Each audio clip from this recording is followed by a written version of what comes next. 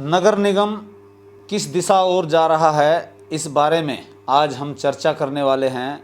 अब हाल ही में ताज़ा मामला आया, मेयर अवनीत कौर द्वारा एक चिट्ठी निगम को लिखी गई जिसमें कागजात बाहर न जाए आरटीआई के अलावा, जिससे बवाल मच गया है। शहर की राजनीति में एक बार फिर नया मोड़ आया और इसके पीछे, पर्दे के पीछे काम कौन कर रहा है, इन तमाम पहलुओं पर बातचीत करेंगे। हाल ही में निगम की सदन की बैठक हुई, उसमें भी हंगामेदार जो चर्चा, भ्रष्टाचार के जो सबूत पेश किए गए, जहां पार्षदों ने समर्थन किया, विधायक ने सबूत पेश किए, एफआईआर तक की बातचीत हुई। उन तमाम बातों पर चर्चा करने वाले हैं। हमारे साथ हैं बेबाक बोलने वाले पार्षद दुष्यंत भट्ट, उनसे जानने का प्रयास करेंगे। दुष्यंत जी, हाल ही में निगम की बैठक हुई थी और जिसके चलते कई सबूत जुटाए गए और कागजात बाहर आए, वो कैसे आए उस पर अब मेयर ने एक पत्र जारी किया,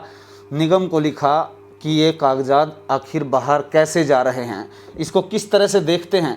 काफ़ी बवाल मच गया है इसको लेकर। देखिए, कागजात नगर निगम से बाहर जा रहे हैं या नहीं जा रहे, इस विषय पर तो जिन्होंने ये पत्र जारी किया है उनको ही मालूम होगा भी उन्होंने क्यों ये पत्र लिखा।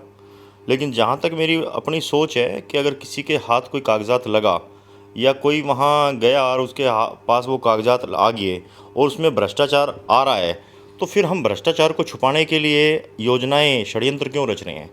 हम स्थिति को सुधारने की ओर क्यों नहीं जा रहे? हम क्यों नहीं ये मान रहे कि भ्रष्टाचार नगर निगम के अंदर है और हम उस भ्रष्टाचार में शामिल हैं? हम ऐसा क्यों नहीं मान रहे?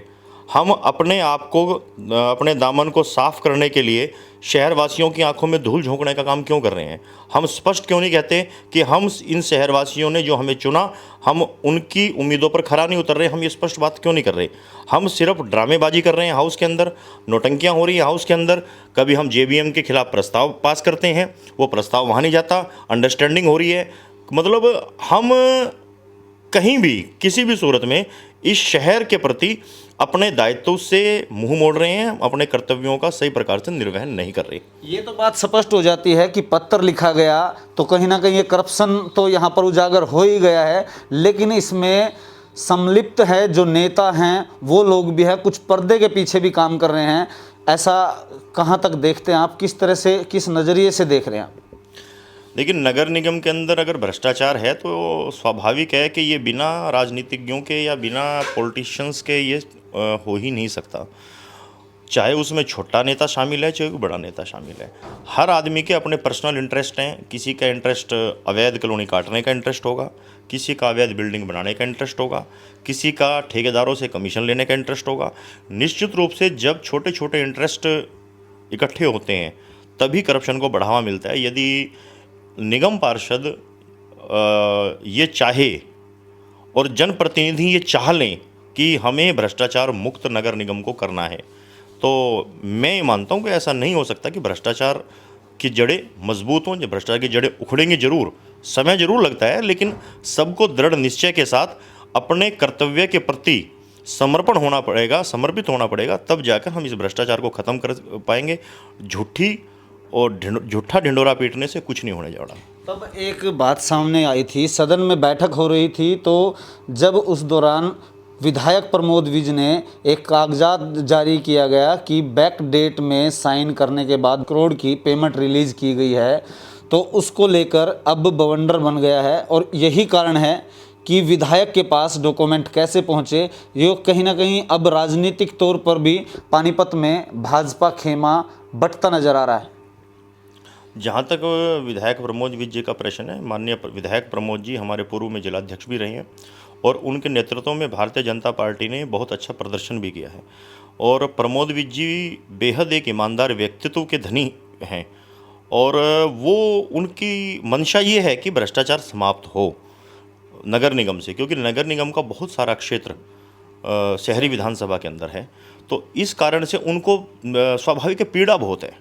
वो बहुत ज़्यादा इंटरेस्ट भी इसीलिए ले रहे हैं कि भाई, क्योंकि भारतीय जनता पार्टी की जो छवि है, वो छवि ए पार्टी विद ए डिफरेंस की हम जब बात करते हैं और हम बात करते हैं कि हम भ्रष्टाचार मुक्त पानीपत नगर निगम देना चाहते हैं। माननीय मुख्यमंत्री मनोहर लाल जी का भी यही सपना है कि पूरे प्रदेश से भ्रष्टाचार समाप्त हो। अब अगर इस तरह से भ्रष्टाचार होता रहेगा तो चाहे पानीपत के अंदर 10,000 करोड़ रुपए आ जाएं तब भी नहीं इस शहर का डेवलपमेंट हो सकती। तब भी ये लगेगा कि ये शहर वहीं नरक के उस पे है। आधे घंटे की बरसात में पूरा शहर जलमग्न हो जाता है। विधायक जी इस बात से दुखी हैं और विधायक जी यदि ये बार बार चेता रहे हैं, बार बार अधिकारियों को ये कह रहे हैं कि आप सुधर जाओ सुधर जाओ सुधर जाओ, और वो कागजों के आधार पे ही कह रहे हैं। वो कागज निश्चित रूप से नगर निगम के अधिकारियों से ही लेते होंगे वो। अब मेयर मैडम कह रहे हैं कि भाई आप कागज नहीं ले सकते, तो ये बड़ी आश्चर्यजनक बात है कि ऐसा क्या कारण है। वो सम्मानित विधायक हैं, नगर निगम के नॉमिनेटेड मेंबर हैं, वो नगर निगम के एक तरह से अगर मैं ये कहूँ कि कस्टोडियन है तो कोई बुराई नहीं होगी, क्योंकि विधायकों की रिस्पॉन्सिबिलिटी है नगर निगम को ठीक करने की। जहाँ निगम पार्षद अपनी महत्वपूर्ण भूमिका में है, वहीं विधायक जी, दोनों विधायक, ग्रामीण विधायक भी और शहरी विधायक भी, इन दोनों की रिस्पॉन्सिबिलिटी नगर निगम को ठीक करने की है। तो इन दोनों को अपना काम अगर ये करना चाह रहे हैं और कोई उसमें अड़चन डाल रहा है तो ये चिंता वाली बात है। तो लगता है कहीं ना कहीं एक बैकडोर से रिमोट के जरिए ये मेयर का जो है कुर्सी को संचालित किया जा रहा है, ऐसा लगता है आपको? बिल्कुल, मुझे मेरी अपनी सोच है, हो सकता है मैं गलत भी हूँ, कि अवनीत जी नो डाउट के एक पढ़े लिखे हैं, समझदार हैं, युवा हैं, लेकिन कहीं ना कहीं वो किसी ना किसी के दबाव में तो ज़रूर हैं, मुझे ऐसा लगता है। तो अब ये तो बात स्पष्ट पहले ही सदन में हो चुकी थी कि जब रविंद्र भाटिया पार्षद द्वारा जो जेबीएम कूड़े की बात हो या उसकी तुलाई की बात हो, कैमरे को संचालित करने वाला कौन है, उस पर कमिश्नर द्वारा भी हामी भरी गई थी कि यहाँ कहीं ना कहीं करप्शन दिख रहा है। लेकिन शहर के डेवलपमेंट को छोड़ करके पौधों के पानी पर भी लाखों रुपए यहाँ पर जो है खर्च करके दिखाए जाते हैं। अन्य सड़कें ऐसी भी हैं जहाँ पर बार बार टेंडर रिलीज किए जाते हैं लेकिन सड़क वही है। किस तरह से देखें?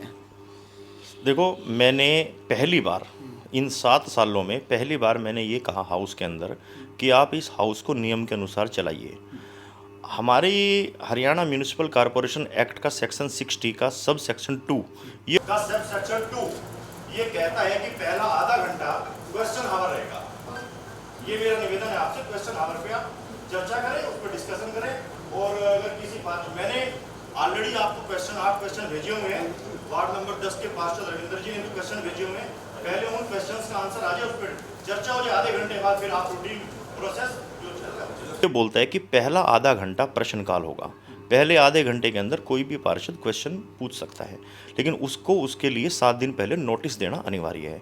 मैंने 2 महीने पहले नोटिस दे दिया था अपने कुछ प्रश्नों का। तो जब मैंने उनसे ये कहा कि आप इस हाउस को नियमानुसार चलाइए, आप पहले क्वेश्चन आवर करिए, मैंने क्वेश्चन लगाए हुए हैं आपके, मेरे इन क्वेश्चंस का आंसर दीजिए, तो हमारे एक साथी पार्षदों ने इसका विरोध किया।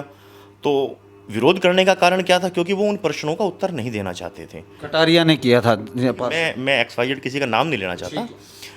आप ये उस चीज़ को देखिए, मेरे जो 8 प्रश्न थे, उन 8 प्रश्नों में मेरा ये पहला प्रश्न था, भाई कितने पौधों को पानी दिया गया, कितने रुपए का पानी दिया गया, वो पानी आया कहाँ से, पौधे कहाँ कहाँ हैं, ऐसे शहर में कितने पार्क हैं जिन पार्कों के अंदर सबमर्सिबल नहीं है। जहाँ तक मेरी अपनी सोच है, हर पार्क के अंदर सबमर्सिबल है। फिर वो कौन से पौधे थे जिनको पानी दिया गया, और वो पानी भी कब दिया गया? जब मानसून खत्म हुआ। सितंबर 10/9/2019 को एक पत्र जारी होता है। उस पत्र के अंदर कमिश्नर को डायरेक्शन दी जाती है कि आप पौधों के लिए पानी, मेरे पास सभी पार्षद चल कर आए और मुझे उन पौधों को पानी के लिए टैंकर की व्यवस्था करें। टैंकर की क्या ज़रूरत है? आपके पास फायर ब्रिगेड गाड़ी खड़ी है। आपको अगर पौधों को पानी ही देना है तो नई चीज़ की आवश्यकता क्या है? आपके पास फायर ब्रिगेड गाड़ी खड़ी है, आपके पास ट्यूबवेल लगा हुआ है हाली पार्क के अंदर, आप उसको भरिए और डालिए पानी। आप नई चीज़ों के लिए इस प्रकार की अव्यवस्थाएं, लगभग जहाँ तक मुझे जानकारी है, जो मेरे पास डॉक्यूमेंट्स आए हैं, 1,68,00,000 रुपए का इन्होंने हायरिंग चार्जेस पे खर्च करे हैं, जिसके अंदर लगभग अनुमानित 42 लाख रुपए का पौधों को पानी पिलाया गया।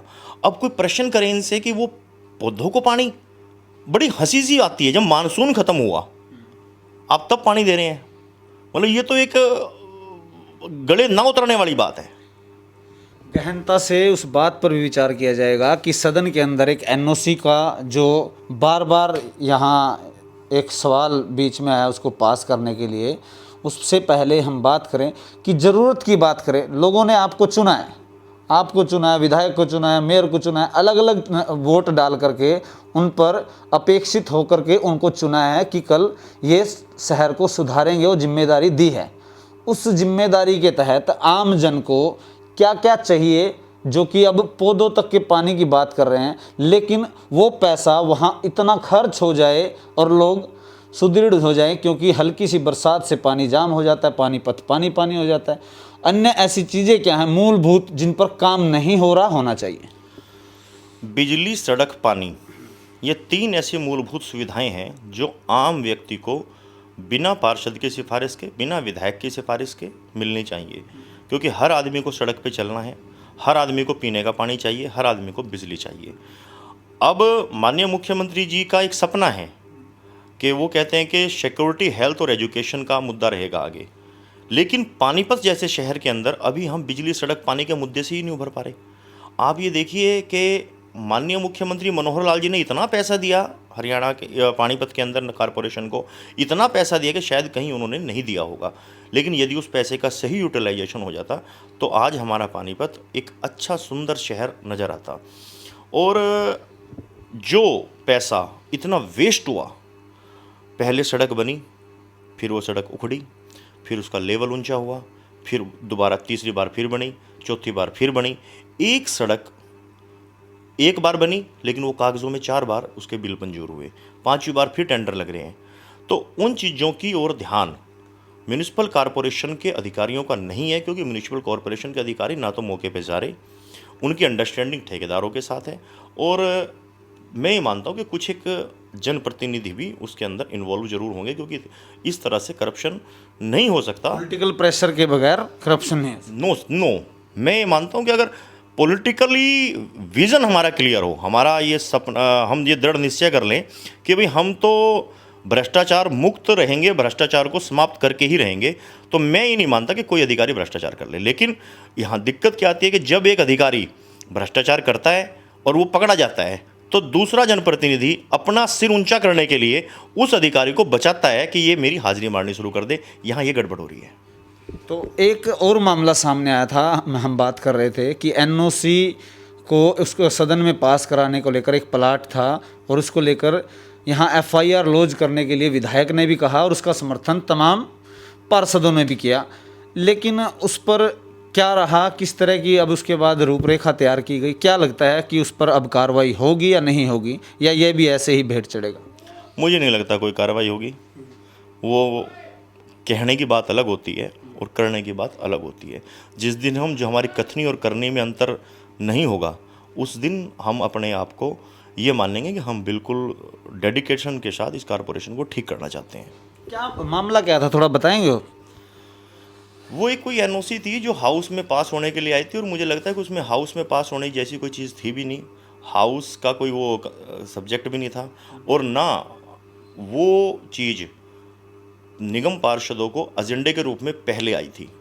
एजेंडा कुछ और आया था, उसमें कमिश्नर के भी साइन थे, लेकिन ये कहीं ना कहीं एक सोची समझी, लेकिन अधिकारी इसको डिनाई कर रहे थे, हमने नहीं, पता नहीं कैसे आया। ये तमाम इस पर चर्चा भी हुई, विधायक ने भी कहा, आप भी उठे, वो भी हमारे पास तस्वीरें हैं।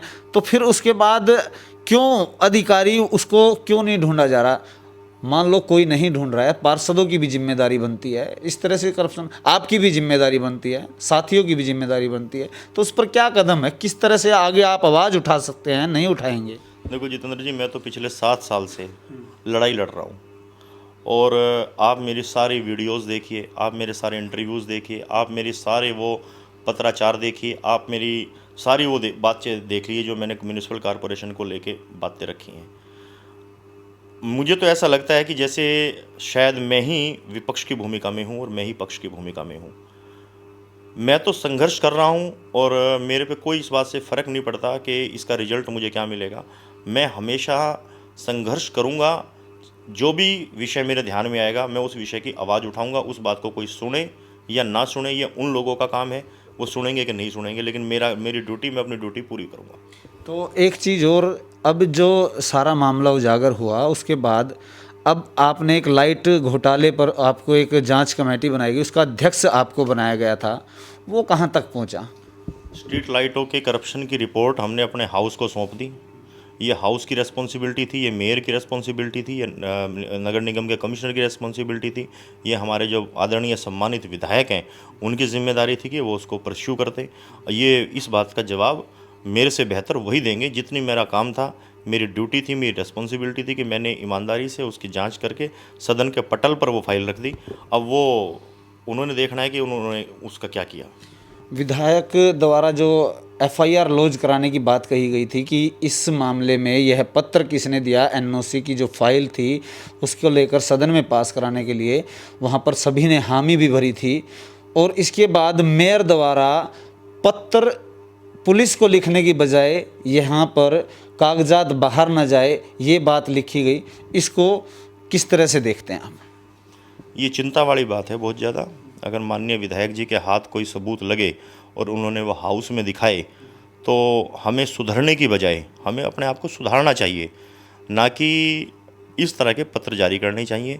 हमें अपने अंदर सुधार लाना चाहिए, अधिकारियों के अंदर सुधार लाना चाहिए, अधिकारियों को पूरी उसके साथ ईमानदारी का पाठ पढ़ाना चाहिए। और यदि कोई ईमानदार अधिकारी नहीं है तो हमें उसके सज़ा का भी प्रावधान रखना चाहिए, ना कि इस तरह की बात करके हमें शहर को मिसगाइड करना चाहिए।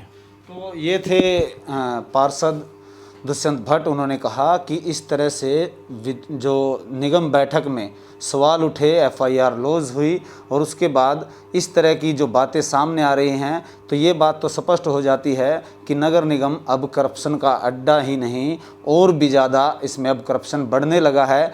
और जहां केंद्र से लेकर राज्य और शहर की यदि बात की जाए तो विधायक, पार्षद, मेयर, तमाम सांसद समेत यहाँ पर भाजपा के प्रतिनिधि हैं। बावजूद उसके यहाँ पर इस तरह का हर रोज़ जो है मामले सामने आ रहे हैं। ये गंभीर विषय बनता जा रहा है। जनता के पैसे को लगातार लूटा जा रहा है और यह पत्र मेयर के लिख जाने के बाद अब मामला और भी पानीपत की सियासत में गर्म हो चुका है और यह कहां जाकर रुकेगा, यह देखने वाली दिलचस्प बात होगी। सहयोगी धर्मवीर सहरावत के साथ जितेंद्र अहलावत, सिटी तहलका, पानीपत।